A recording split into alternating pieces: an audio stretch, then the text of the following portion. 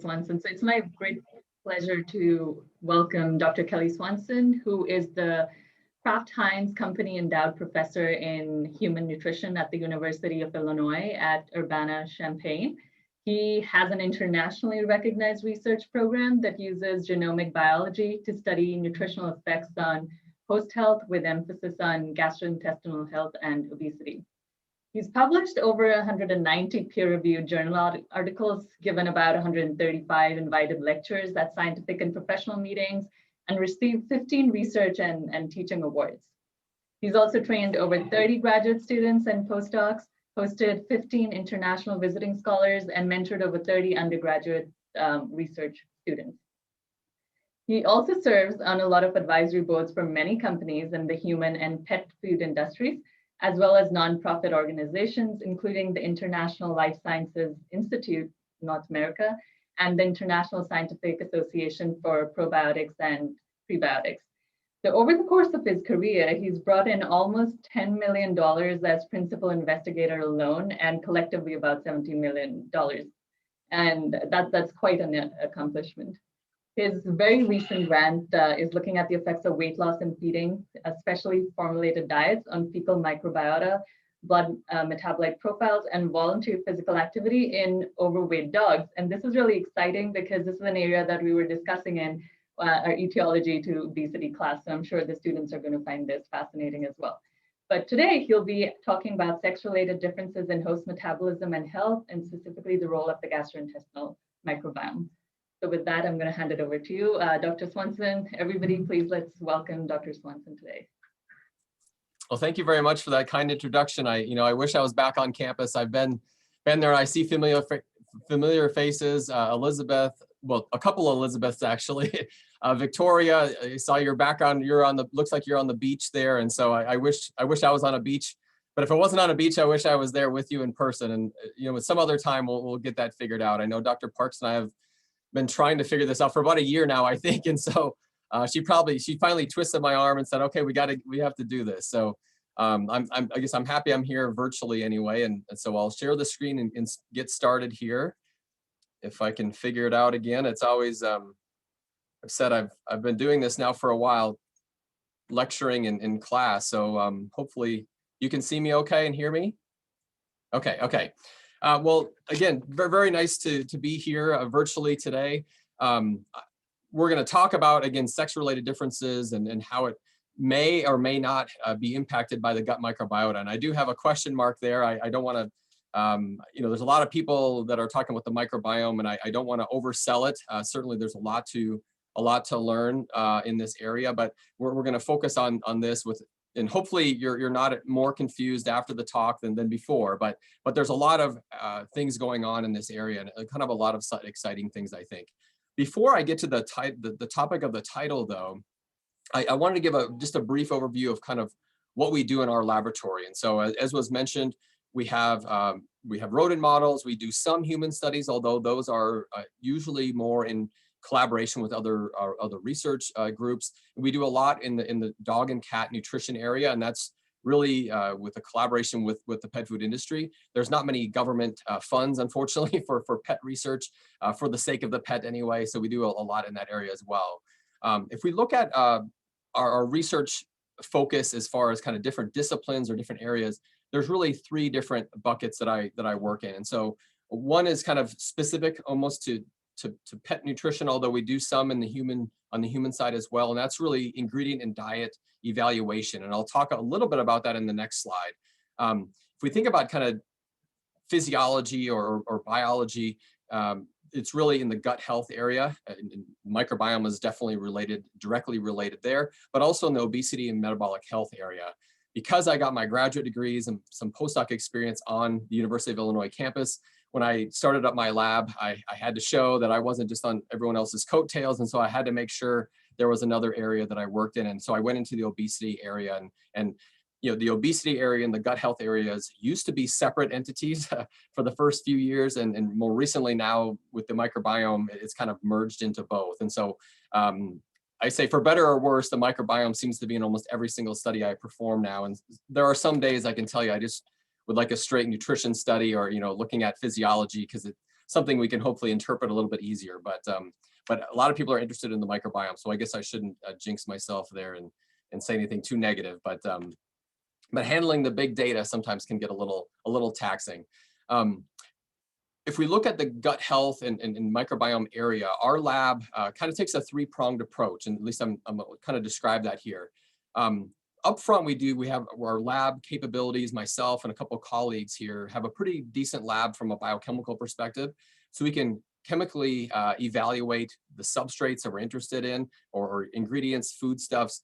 Some people know what they're dealing with if it's an industry sponsor. Other people don't, and so oftentimes a lot of these fibers, oligosaccharides, potential prebiotics are byproduct streams, or at least that's where they start. That there's a primary stream and a product, and these are often byproduct streams. And so we're often studying sugar components, oligosaccharides, dietary fibers, but you really need to know, what are these components? Are they going to be digested? Are they going to be potentially fermented? Or are they, some fibers are almost inert, and so they might provide laxation, but they're not going to really contribute to the microbial metabolism in the hindgut. And so you really want to know what they are chemically. Even if you know what they are chemically, sometimes it's still difficult to predict. So we often will conduct in vitro tests. And so this is more in vitro digestion and fermentation assays, where we can kind of identify this relationship here. Is the host going to be able to digest these substrates, or will they be, or I should say ingredients, or are they going to kind of provide themselves as energy potential substrates for fermentation? And so once we get through that, and we don't always do that, sometimes the sponsor knows, or we know what we're working with, and we can go directly into human or animal studies. But once we know some of these things, and knowing how the microbes might shift, what the gas production is, what different metabolites are produced, like short chain fatty acids, and how rapidly they're produced, that might give you some indication of the dosage to test. And so sometimes if you don't know, if you have something really, I would say, potent from a fermentation perspective, producing a lot of gas, you can get into tolerance problems, and you can probably all imagine what would happen there. If you eat a little bit too much of a good thing, too much fermentation can be a problem, whether it's in humans or pets. Our in vivo studies then are on the human and pet side are more applied studies. And so we can look at GI tolerance. Again, fecal samples, blood samples, urine samples is usually what we're dealing with. We don't do anything invasive with the pets. On the rodent side, of course, we're getting tissue samples and things like that, but we don't do anything with the pets. Just given the funding sources and things that I have, it's frowned upon, I'd say. So I don't want to. I'll get on the wrong list, and I'll never be heard of again, I guess, for some of those people. So we don't do anything invasive there, but we can do some pretty decent testing and still answer a lot of questions. So most of my time is still spent with fibers and prebiotics. There are a lot of yeast fermentation products, some in the human side, but mainly on the pet side, that actually are probably best described as postbiotics. So there's been a fermentation process. That process has been halted, but now you have all these bioactive components that are being tested or available to the host. And so we try to test those. On the pet side, but on the human side as well, you can really look at macronutrient profiles.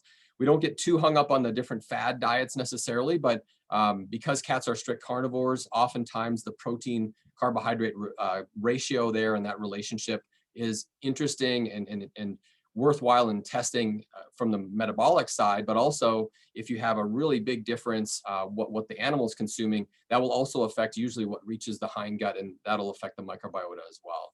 And then there's some whole foods, and we have tested some things there, usually in collaboration on the human side. But again, we can collect a lot of different outcomes, but you can't get really down to the mechanistic level. And I think a lot of people, hopefully attending, can kind of understand that. A lot of our rodent studies, we're still looking at dietary intervention, but we have, again, looked at obesity and metabolic health, not only looking at the microbiome, but other things as well, but oftentimes a dietary intervention. We've looked at overectomy, and so we use the term OVEX, OVX, and kind of the acronym, and so I'll be using that. And also I had a recent graduate student that just graduated, moved on to a different lab in a postdoc position that looked at gallbladder removal, and I'll talk a little bit more about that in the future. But doing that in a mouse is a bit of a trick, but she was able to do it, and I think have some pretty interesting data there. Again, I'm probably preaching to the choir here, but with rodent models, you can look at other aspects of physiology. You can look at gut barrier function, immune cell profiling, tissue mRNA expression, things like that. And so we try to eventually, depending on what we're focused on, sometimes it's a one-off. Other times we have a series of studies that we're kind of going through. So given that as kind of a foundation of where I'm coming from, and I should, I'm trained as a nutritionist, and so I'm not a microbiologist, I'm not an immunologist, even though some of these things are going to be brought up today. My focus usually kind of comes back to nutrition and how that can hopefully improve the health and longevity, whether it's pets, whether it's people, whatever it might be. But we're going to focus here today on the kind of the sexual dimorphism that is in humans. And I know many of you that are attending probably can describe that better than I can, so I'm not going to overstep there, but certainly I think just bring up at least some of the differences, whether it's metabolically, whether it's disease risk, and then maybe where the gut microbiota play a role. And then similar things in the animal models, and then provide some data that we have on the animal model side. And so that's really where we're gonna go. So again, I think most of us probably know the metabolic differences between men and women, and whether it's body fat distribution, whether it's something metabolic, looking at glucose handling, insulin resistance, fat deposition, metabolism, inflammation. For the most part, after we get, after puberty, men just have a higher risk of becoming overweight, obese, and then all the morbidities that go along with that. So type 2 diabetes, heart disease, the list goes on and on. What's interesting, and what really sparked my interest, to be honest with you, working with dogs and cats and looking at when you spay or neuter a pet, most of the time they will start eating more, they'll gain more weight, they become less active. And a lot of these same things happen to what it's more abrupt, of course, but a similar thing happens to women during menopause. And so this area here, and then hopefully you can see my pointer, when you get to, by the time you get to the mid 40s, men have a higher risk of overweight and obesity and these comorbidities, and there's a pretty big gap. And unfortunately, from about mid 40s to mid 60s, women kind of catch up. And this is, sometimes there's a good way to catch up on things. This is not a good catch up here. And so the disease risk and obesity risk increases. And so not surprisingly, and I'm focusing here on the developed countries, there's a lot of other things that are different in developing countries, but with our lifestyle, for most people anyway, the availability of food, our lifestyle that is, we're less active than what we were a few decades ago, at least, or at least most of us probably struggle with being as active as we should be. This gap closes. And so again, my interest started really in pets, looking at that and thinking about, well, we should do something about this. And there are in the pet area, we've done a lot of studies, but very similar things happen in people, and what we'll see similar in rodent models as well.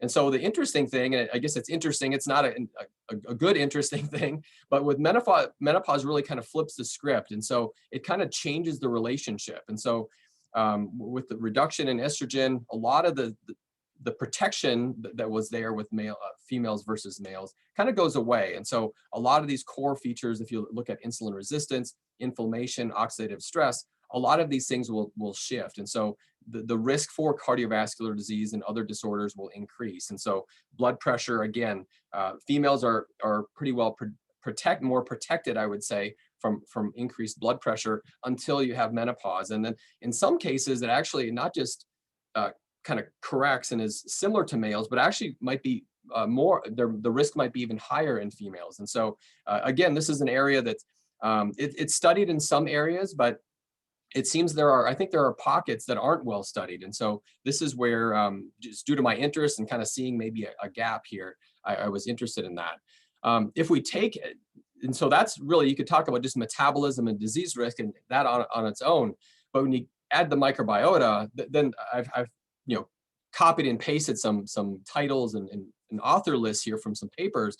But this is something that's only happened in the last probably 5 to 10 years, where people have started to think about, well, where do the gut microbes play a role? What role do they have? And some people are very, I guess, more sure of themselves, for lack of better terms, of this is their role. I'm not really sure we know, and I don't want to say we should blame the microbiota. Some of the publications, the press releases now, it's kind of showing the gut microbes, and this is what they're doing to us. I still think, and I still think we need to think about this, is they're another factor that affects us. And so we still control what we eat. We can control what other things we're exposed to, at least to some level, whether it's the water sources, air, exercise, things like that. We have age, we have sex differences. There's a lot of other factors that really, the way I like to think about things is in the center, here's your phenotype and all the various factors, genetics, environment, sex, age, all these things kind of contribute to that phenotype.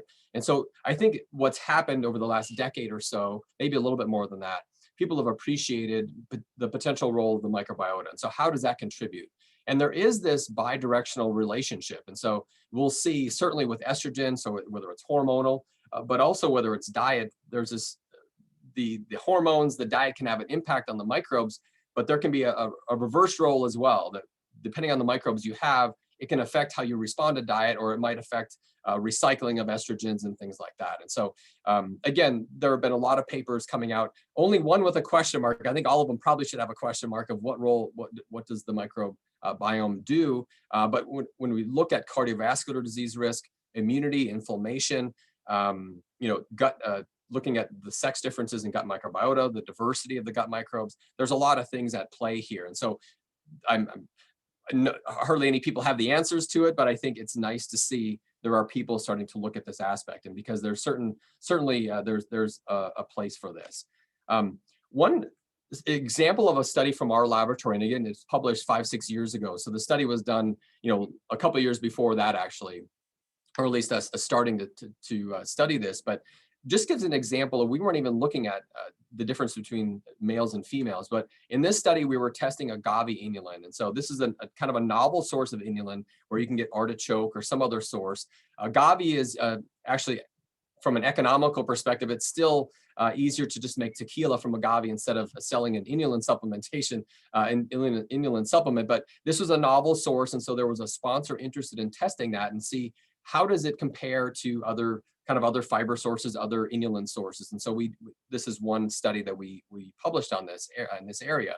And really we're looking at this dietary intervention and seeing, we had one male dropped out of the study for some reason, but we had 15 males, 15 females. And so it was balanced that way. The people were in a 3x3 kind of replicated Latin square. So they received either the control or 5 grams per day or 7.5 grams per day. And inulin, again, is one of these fibers / prebiotics that you can run into issues with tolerance and gas production and things like that. That's all I'll say, but you can exceed that tolerance pretty quickly. So they're not really high fiber amounts. Like some fibers you could provide at 20 to 25 grams a day and it could be tolerated. So it wasn't a super high dose, but when we're starting to look at our data, and one of the key areas was fecal bifidobacterium populations, and this is just one example, we ended up seeing in this bubble plot here, we had about half the males that seemed to have an increase in fecal bifidobacterium relative abundance. And so the black circles are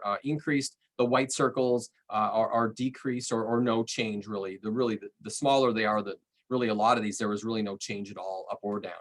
But then if you look at the females, we had most of the females did go in a positive direction, and positive being there was a higher bifidobacterium relative abundance in this case, and not all of them, but in general there was a higher amount. And so we saw this difference as we were just looking through the data, and there was a lot of, we had sequencing and we're looking at a lot of other things, but this is one thing that kind of stuck out. And so initially I thought, this is probably a dosage issue, that the females were smaller, they were eating less, so whether it's based on their body weight or caloric intake, and really that might be the answer.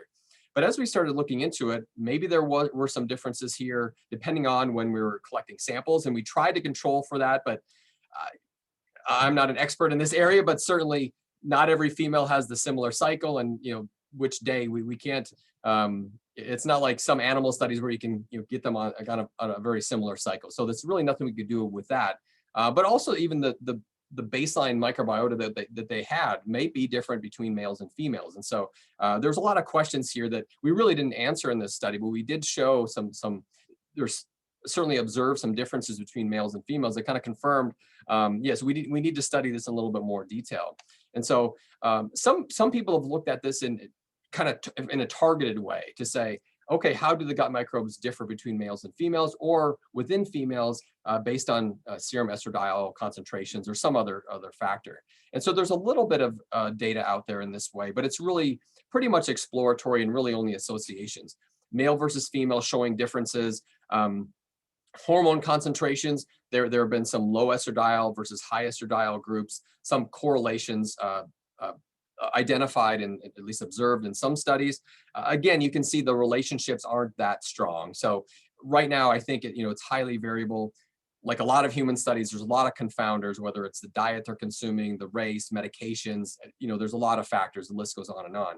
But there appears to be some, at least relationships, so people hopefully are studying them in greater detail here now. And it takes a while to get funding to really get into this area, but it's promising. On the animal side, and I've just kind of stuck to mice in this situation here. But again, this bidirectional relationship has been shown to exist. So estrogen can affect the microbial diversity, and then kind of on the flip side, the gut microbes can mediate estrogen's effect on different outcomes. And so in this case, it was endotoxemia and inflammation. And there's other studies as well that are similar to this that really show the gut microbes can impact their effect on the host. In germ-free animals, it's very interesting to see that the differences between sexes is reduced in the germ-free environment. So it suggests that if we didn't have microbiota, males and females would certainly still be different, but they wouldn't be as different. So that suggests that we should study this in a little bit more detail. Again, the microbes can alter the sex hormone, the effect of sex hormones, as well as autoimmune disease in a germ-free model. And several people have kind of looked at inflammation and autoimmunity. As well as, interestingly enough, in one study, it was shown that male and female recipients of the same fecal inoculum kind of accepted donor microbiota differently. So even though the exact same microbiota came into the system, not all of them were able to populate and kind of establish themselves in the gut. And so again, most of these studies didn't have the answer why, but certainly it was showing that there were differences. And so certainly an area should be studied in more detail. Again, there are people on the Zoom call here, a seminar, that can describe this better than I can. But I just want to say, again, biologically, for a very long time, we've known there are different sex steroid hormones between males and females, the relationships here. A couple key points that I think that I've tried to look at, and I think really are pretty important. Certainly, there are different forms of estrogen, where they're derived, and with pre and post menopause, where they're coming from. But certainly the stability of estrogens and testosterone in males is one thing, where in females it's variable over time. And so that's one thing, again, from our human studies, we're trying to be very careful, but it's really difficult to kind of control for that.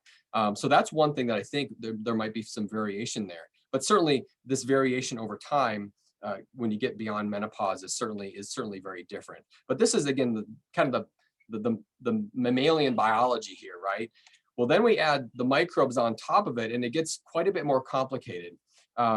There's, similar to, I think, at least in my head, from being a nutritionist by training, I think about bile acids and how they're excreted, how they're used to digest fat, and then a lot of them are recycled. And so the microbes are a key player in that.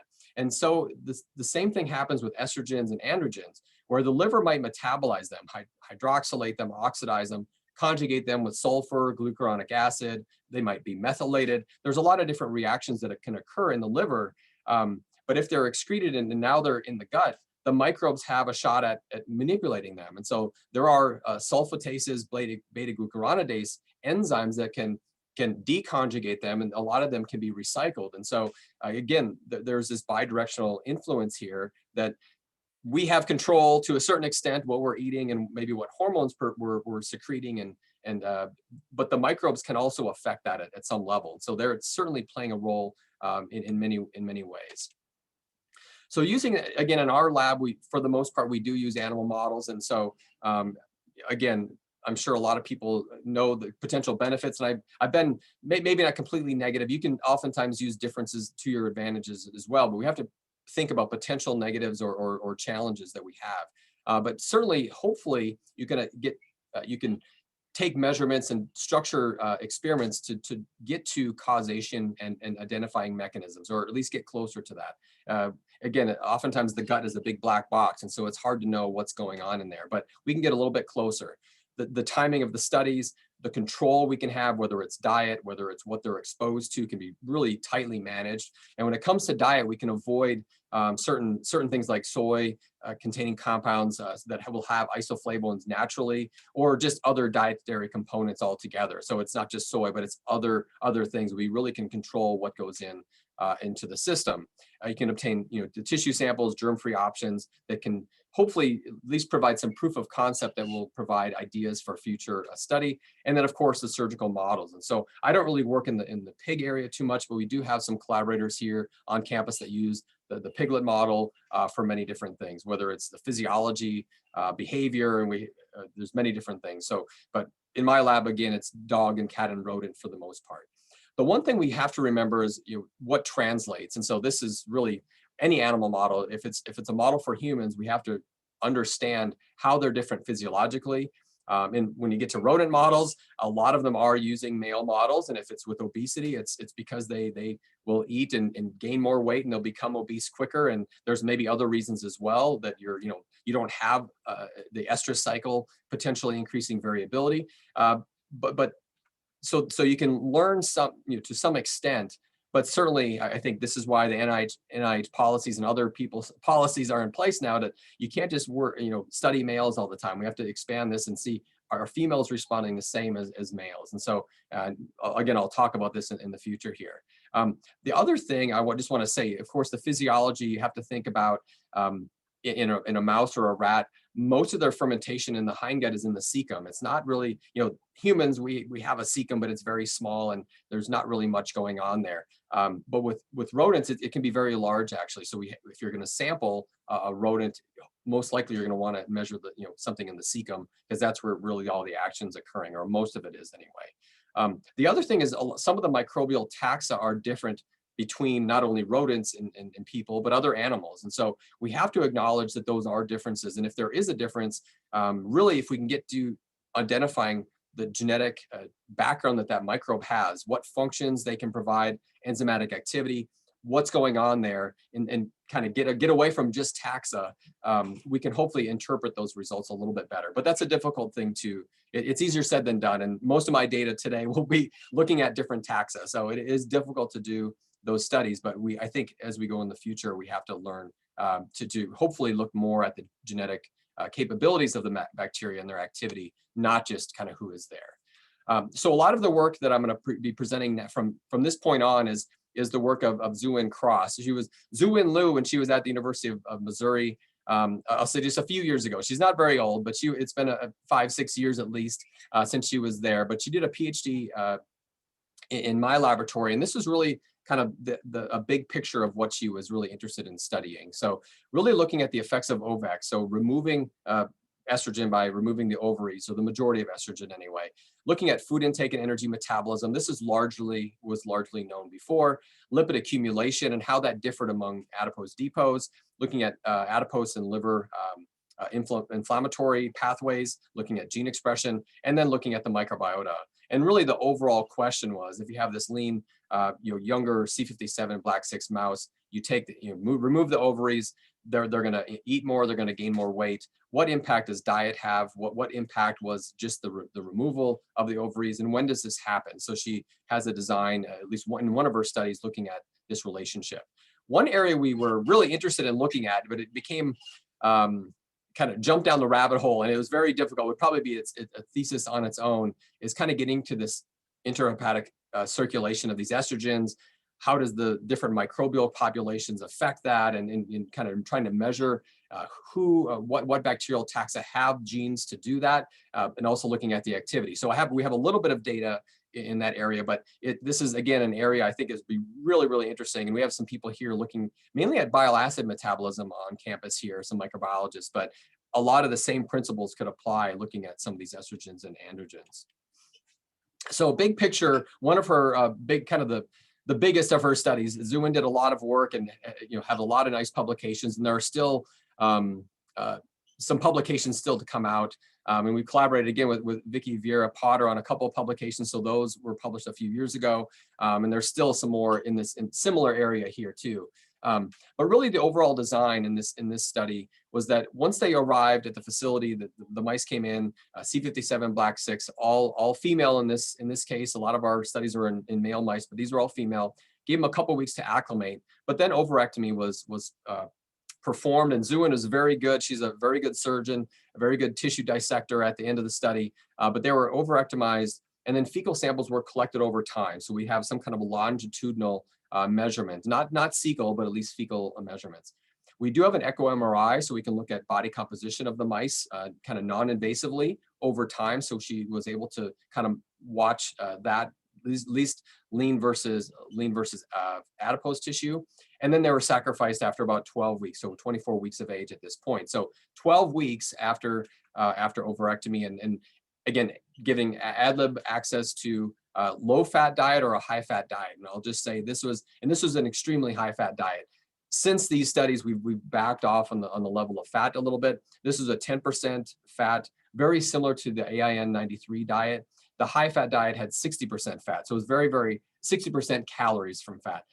We've reduced that to about 45% in consequent studies, but just because the high-fat diet kind of overwhelmed the system in this case. But we had a 2x2 factorial with lower high-fat diet, and then they had the OVEC surgery or a sham surgery.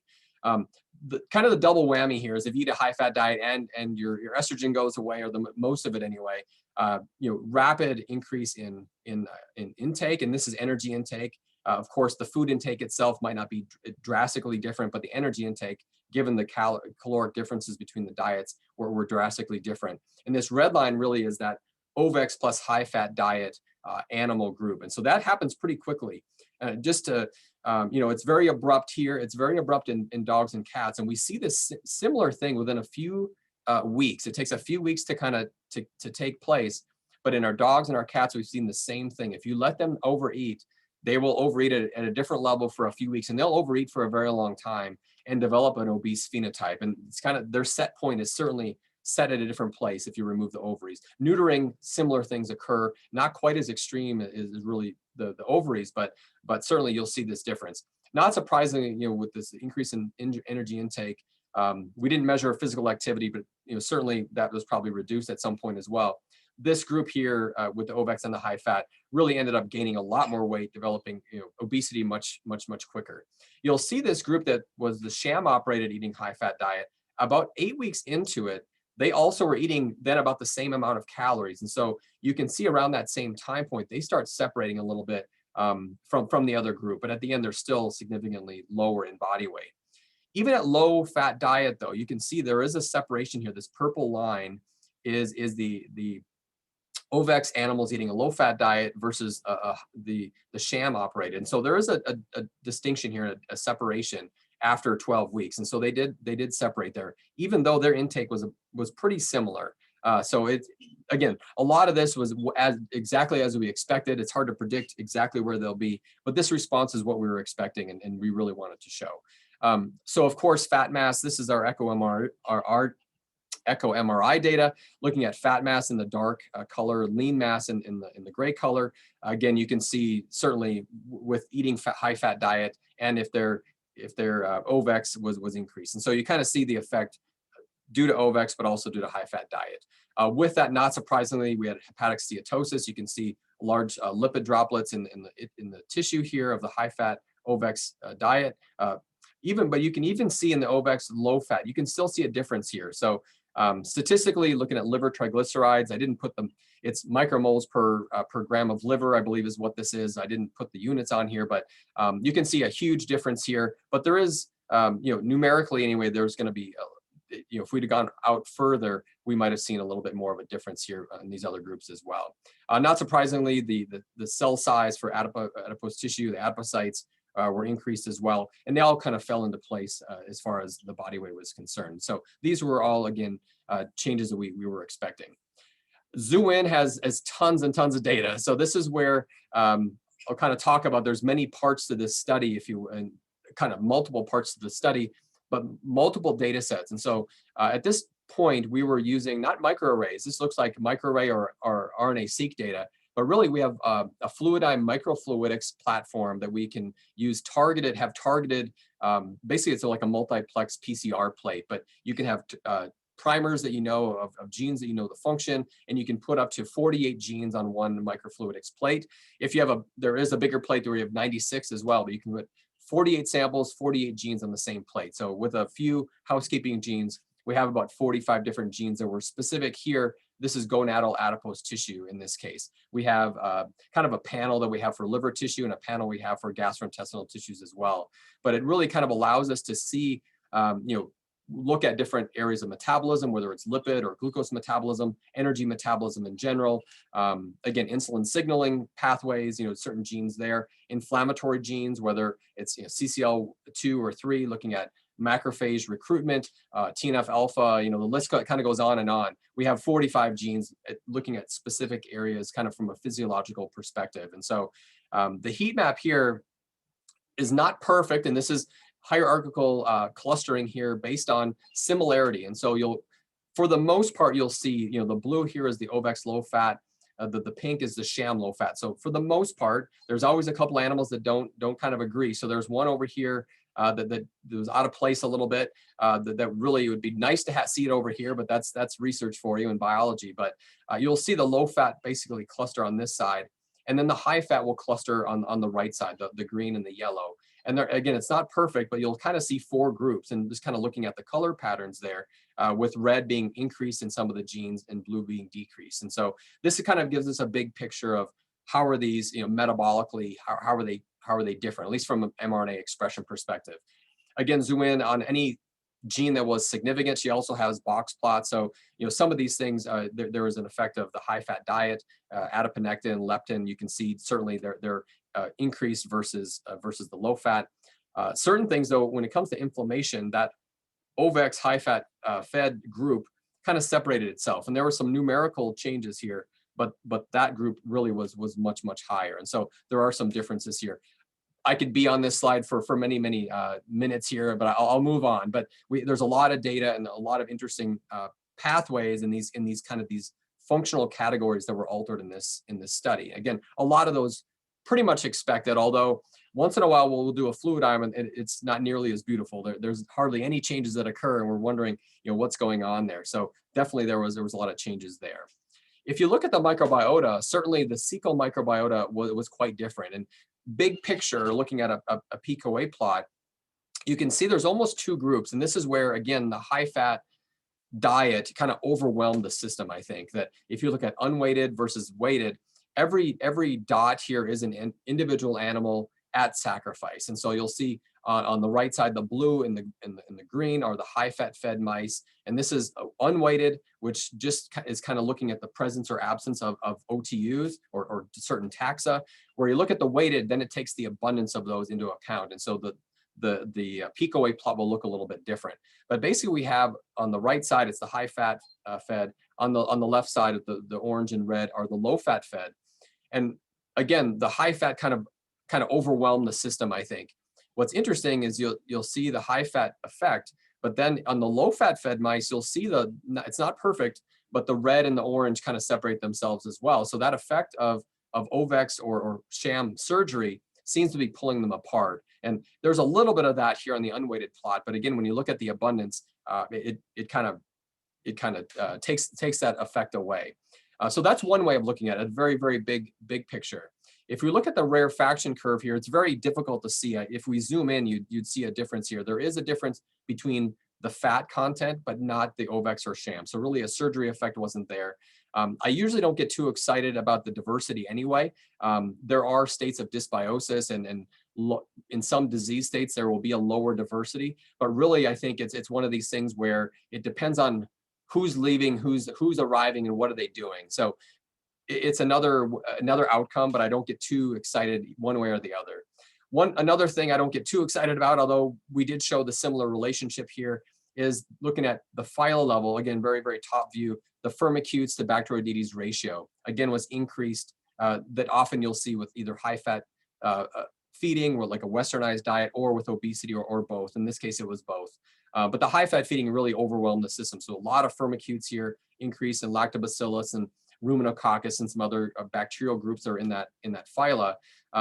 But if you again look at the low-fat, there is again bifidobacterium and allobacterium that are represented here in the orange in the Actinobacteria phylum, and then verrucomicrobia. So this is Akkermansia, the pink here. So some differences here at the genus level that are interesting differences. Not that we maybe know why they're changing and what effect that has on physiology, but certainly there is a difference there.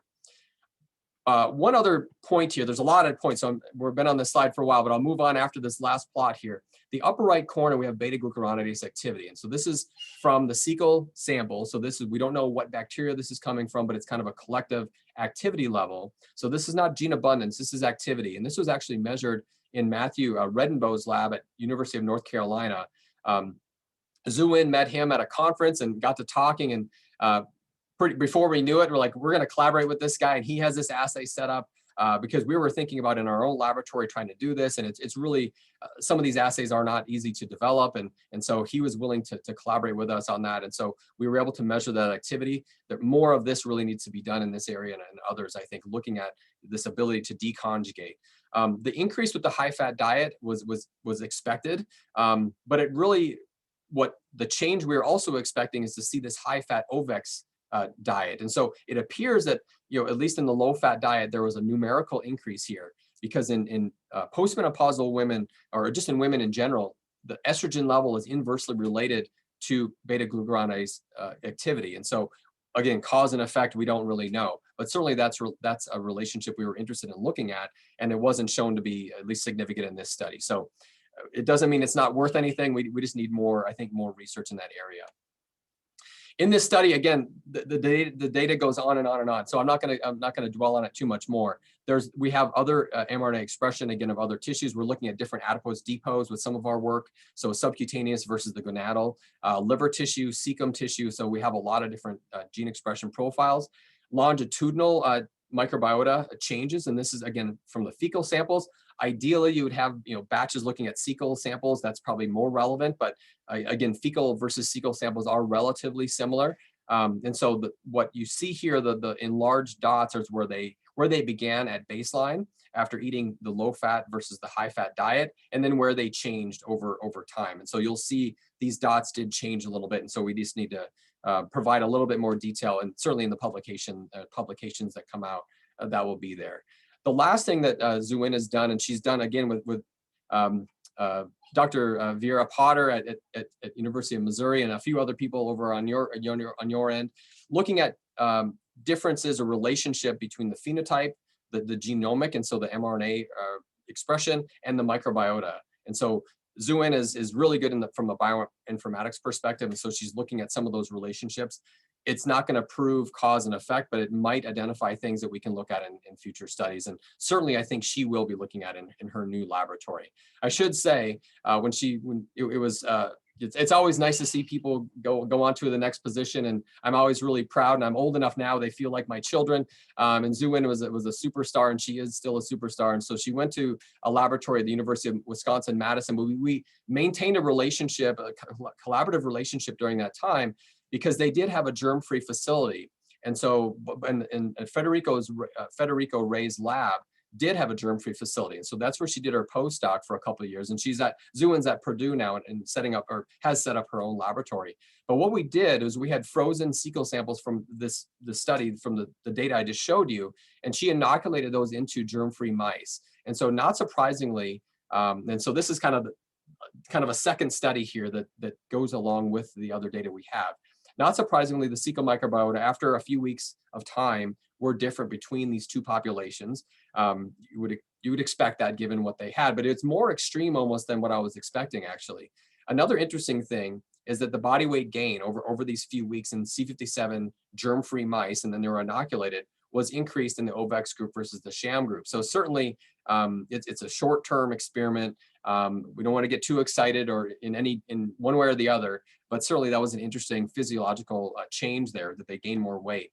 Again, we have more and more data looking at, she did all the animal work at Wisconsin. She sent down samples to look at the fluidime, and so there's a lot more tissue expression here. Again, the liver of these recipient mice, they split apart quite well. These are only the significant genes where there's significance. She did a heat map. For liver, it's pretty much still split. If you look at all the genes and look at the pattern, you'll see the ovex versus the sham. It's not quite as beautiful when you look at the cecum and the proximal colon. So even though those microbiota populations were quite different, the gene expression, at least in these tissues, were not as different as maybe what you would expect. And so certainly a lot more work that she's got the brain power that she's working on most of this area and kind of writing up manuscripts as we go here. With COVID, having a baby and other things, we've been a little bit delayed on our timeline here, but I'm trying to leave her alone while she gets things figured out in her own laboratory before I harass her every few months just to not in a negative way, but just kind of a reminder to see where we're at. But she's working on it. So hopefully we'll have these things submitted for publication here pretty soon. A couple other studies I just want to mention before we go on to questions here is that we do have a few other things going on in the laboratory. So Celeste Alexander, who just left my lab to go to University of Michigan to a postdoc in Eric Martens's lab, really was focused on gallbladder removal. So long story short, gallbladder removal is way more common than I ever thought it was. And about 70% of the people are Caucasian women around the time of menopause and that are overweight. Of course, there's exceptions to every rule. I've met several people once we started presenting research on this that people kind of shared with me, oh, I had that done.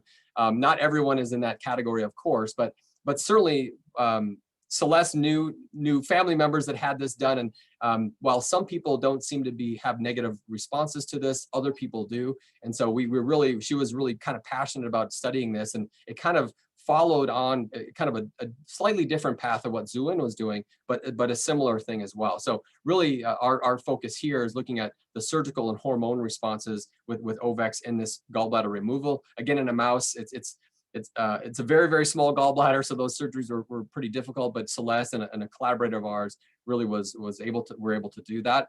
And then we also looked at dietary fiber intervention of some of the negative responses with kind of bile and these bile acids being kind of slowly released into the small intestine on, pure, not just with meals, but kind of at an ongoing basis. What negative response does that have? And can dietary fiber bind some of those and change what's going on there?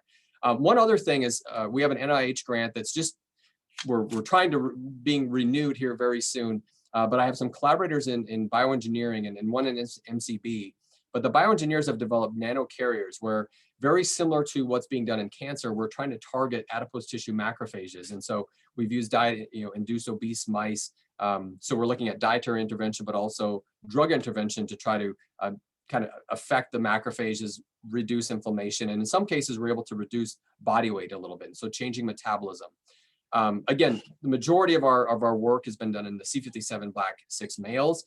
They develop obesity really quickly. You can show differences there, but we have ongoing studies now that are looking at intact males, intact females, but also Ovex females as well to see, okay, are they going to be different? So we have other studies that are ongoing here, looking at kind of the male-female relationship.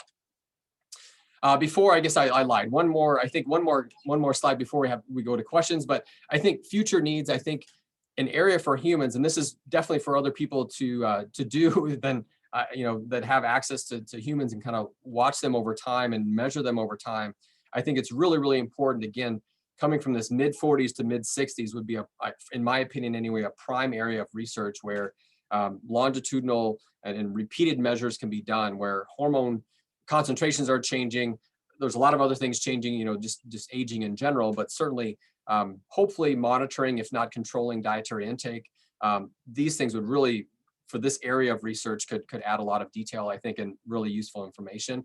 These really go for almost any microbiome study, though. I serve on some advisory boards with used to be called ILSI North America, that a couple other people on the call have been advisors of as well. They changed their name recently, but really their mission is the same. It's increasing awareness and kind of improving education, not only within industry but consumers as well. And so I'm on a couple advisory groups that are trying to look at this. How do we accurately measure dietary intake in microbiome studies? And that's really a kind of a hot topic that just for nutrition as well, but at least raising awareness so people are measuring it or try to monitor that.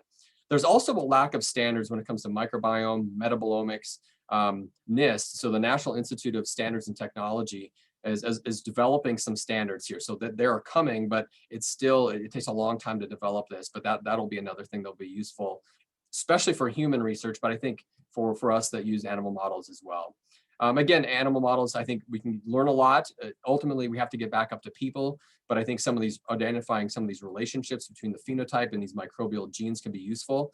We can use semi-purified diets to really have control there, and then these germ-free models, I think, can be pretty useful. The other thing is we can really collaborate with people that are really down in the trenches looking at the microbial genetics, in vitro testing and what these bacteria can do on their own, but also in combination with other bacteria. I have a lot of funding from the pet food industry. I didn't talk much about pets, but I wanted to put that in here.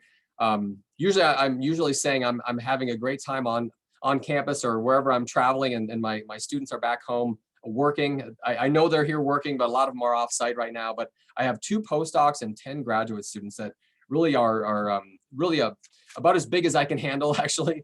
There's a lot of people kind of doing different things here that they try to keep me on target, but really they do a lot of great work, and I could put a lot of alumni on here as well. But we have a lot of undergraduate workers as well, that from animal science, from food science, human nutrition, and molecular and cellular biology that really help us in the laboratory, but also with our animals, and really helping us with sample collection and things like that. Certainly on the human side, I have a professorship that's sponsored by Kraft Heinz, some human-based food companies, and then also some internal funding. And then, of course, I have a lot of collaborators, but some of the key collaborators on campus, Maria and George on the kind of the dog and cat nutrition side, Andrew and Eric on the NIH grant with the nanocarriers, and then Hannah collaborating on some human research, and then Jason, Andrew, and Michael, all different even microbiologists or immunologists that really help me in that.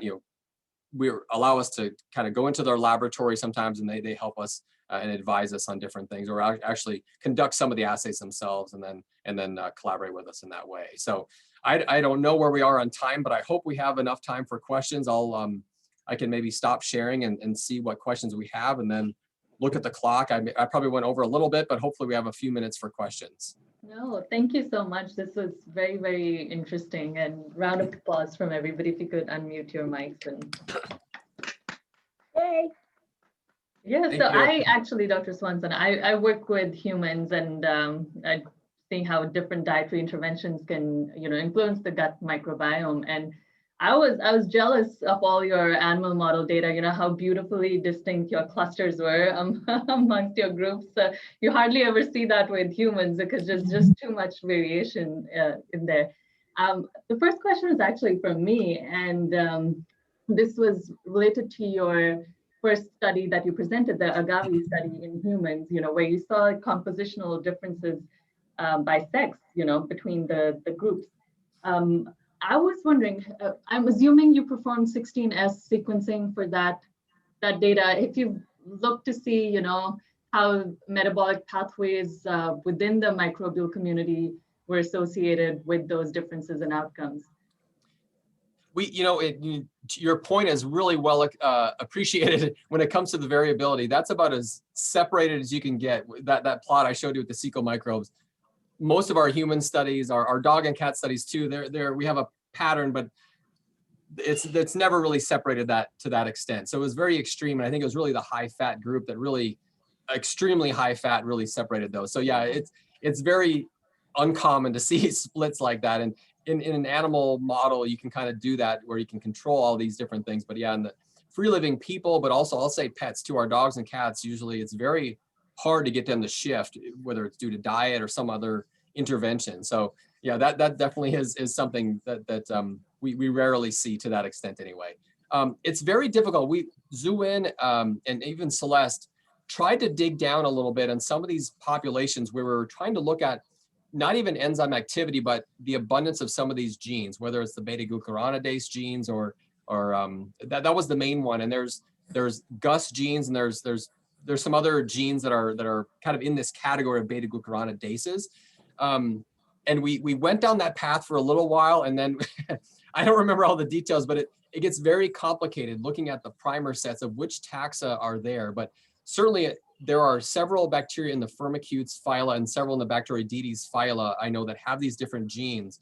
I don't know if I can get down to the genus level and to say which ones have it, but where we ran into problems was there's enough polymorphisms in the genes, among bacterial genera that we thought that, our data might not be that useful, and maybe we should have kept going down that path, but we thought we'd be sampling part of the population but not others, and so we did some pilot testing, probably the best way of describing it, but we didn't really go all in. And so Dr. Ridlon actually, he works mainly in bile acid metabolism, but it was kind of working with him on some of those glucoronidase enzymes. And so it is still an area that should be studied. So I don't have a good answer to that of which taxa and then how to do it, because the list starts getting quite long actually of, which taxa are shown to have this gene. And then if you're going to take it like by PCR or something to measure it, the abundance of that gene, or even the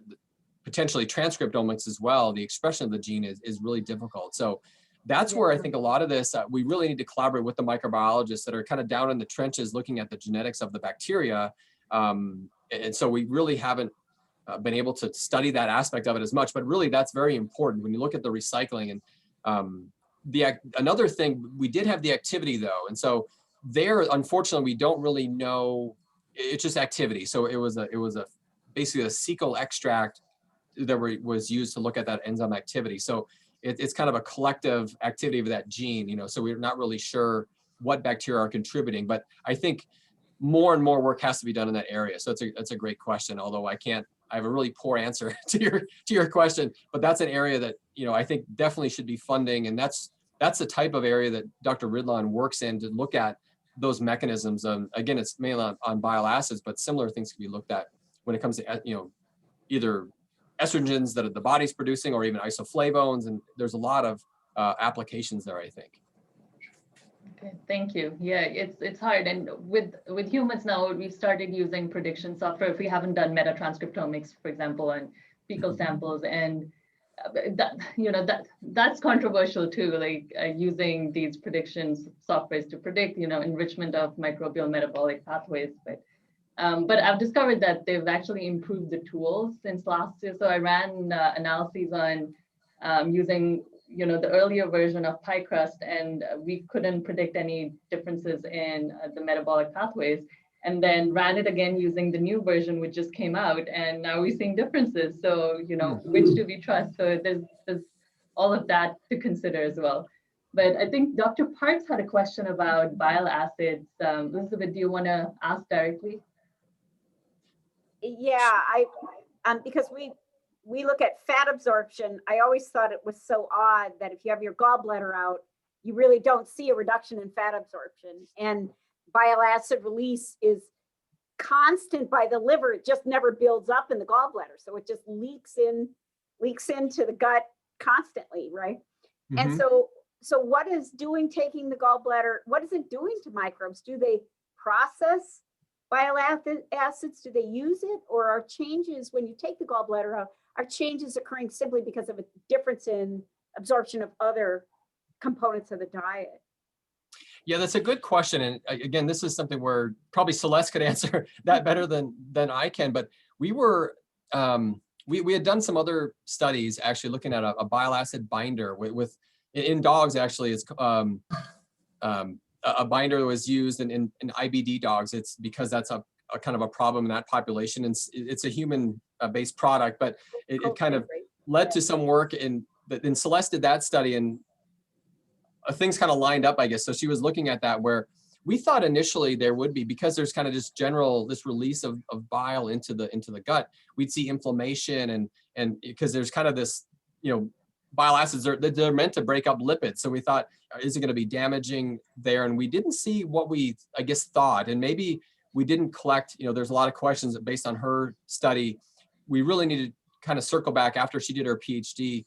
There's all these other questions now we could probably go tackle now that we have kind of a foundation. But one was kind of the inflammatory part we thought, but we didn't, in the mouse model, we didn't look at digestibility. So that would be one thing to look at. I guess for better or worse, we're very good at digesting fat, I think, unless you have something like pancreatitis. So even in the dogs, we saw a little bit of a reduction in digestibility when we had this binder there, but still it wasn't dramatic. And so, and actually the microbiota weren't shifted as much as what we thought they might be, because we thought, you could look at it a couple ways. You could look at it where if you're normally after a meal, bile is released, and there are bile resistant and bile or bile tolerant bacteria and others that are not. And so we thought we'd maybe see this increase in some population and then a reduction maybe these others, because there's bile there all the time. It's not just at one point, but we didn't see as much. And I think with our rodent model, we did have a shortage, I'd say, of digesta. We tried to look at bacterial counts, but we didn't have enough for sequencing. We kind of tried to look at, we thought there'd be like an overgrowth of bacteria potentially, and we really weren't able to see that too much. And so, but we have more data. We still have, actually, I'm not sure if I've seen the fluidime data from the gut tissue, or I don't remember what we had there. So certainly we have the gut tissue from that study, liver tissue as well, because we have some FXR and some other genes in the liver that are very important from a signaling perspective that we thought would be affected. But the results weren't as dramatic as what we thought. Again, maybe it was a timing issue where when we sacrificed, it was several weeks afterwards that maybe, that initial, a couple weeks after, maybe would see a bigger change. And so I think we definitely, Celeste is gone, and I kind of talked with her, if you want to take this and go on with it and leave me out of it, that's okay. But I think, certainly it's an area, it's a difficult surgical model to conduct, to remove that gallbladder without just kind of ruining everything in there. Yeah. Not all the animals kind of survive the procedure. It's OVEX and the gallbladder removal, but in those that it's successful, then it's an interesting model. So certainly I think more should be done. And during her defense, actually, there was even a discussion of, well, what about the rat that doesn't really have a gallbladder? So there was some comparisons there. So we haven't done anything in the rat. So we've looked at these things, but it wasn't as dramatic as we thought. And again, kind of thinking back on it, there's probably other things we should measure, and I think a couple weeks after the surgery where, initially there'd be a surgical effect or just probably the trauma from the surgery, but we thought there'd be some other effect that maybe they adapted to, but but again, it wasn't as dramatic as what I thought it might be. Yeah. Jabna, if I could just take 30 seconds to point out a mentoring strategy that just came so easily out of Kelly's mouth. And he is very, very well known as a good mentor. And what he just said, the student should be listening to this, is that as the student was leaving, we were discussing that she could take this and make it her own, kind of, right? Do what she needed to. And that's a really good discussion to have with your mentor before you leave, because you don't want to be competing with your mentor on the national level for grants, right? And so that just came naturally to you, and I'm really glad to hear it. I had a quick question. Oh, sure. This is Catherine Angor here. I was wondering if you measured short chain fatty acid concentration levels in any of your studies, your animal studies, and if so, did you see any sex-related differences? We haven't, in the rodents, in the mouse models, we typically don't have enough digester or fecal samples given our standard assay to do that. But that's certainly something was on the kind of the wish list when we started, and it just ended up, we could have maybe pooled some of our samples and measured those, but we haven't. But that would certainly be something of interest.